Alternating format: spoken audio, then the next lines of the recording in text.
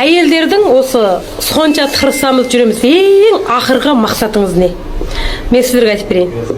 Бәлкім көп әйелдер мен ойлағандай ойлауы мүмкін. Бір сау дене сіз үшін ең керегі болған. Мына көйлегімде 99 қыздар, мына шапаным да 99, міне көрдіңіздер ма? Мына үлкен нөмір 90 пәленгелге сия беретін шапандар, міне көрдіңіздер ма?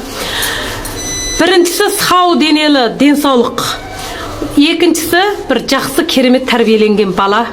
Үшіншісі тоқтамай қоңбау кіріп тұру ғой сізге ақша.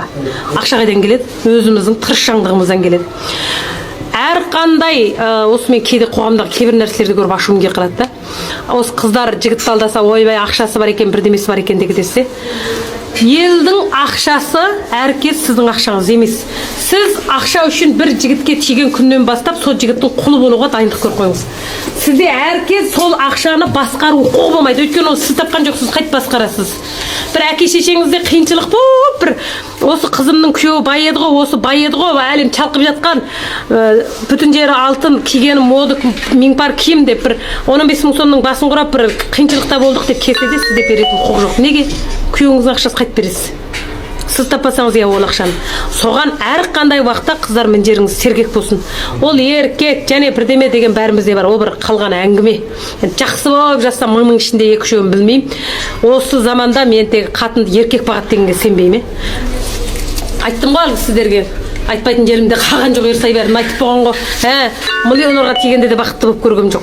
Соған өзіңіз тапқан осы бүтін бүйтіп отырып маңдайыңыздан тер аққызып, қолыңызды шаршатып отырып тапқан ақша нақ сіздікі. Кімге бересіз, қалай. Ал енді әзіргі жас қыздар ақшалыны табамыз деп ақшалыға тисеңіз, бір өміріңіз елдің басқаруында. Ананы айтып ет, мынаны бүйтіп ет, сізде ешқандай еркіндік жоқ. Қапасқа сулап бағана хабагу бар ғой, ерке еш содан парқыңыз жоқ жасайсыз. Соған бұл миыңызды бүйтіп сілкіңіз. Әр қандай айтады ғой, зәй қауды фудяшы дейді. Ебру не зыди жаңа функцияң пәм деген сөз тұғасыздар ма? Әр қандай мықты шопырдың жанындағы орын сіздікі болса да, өзіңіз ролдайданға жетпейді. Бір күн байыңызбен соғысқанда барам деген жерге бара аласыз ба? Жарым түнде машина таба аласыз ба?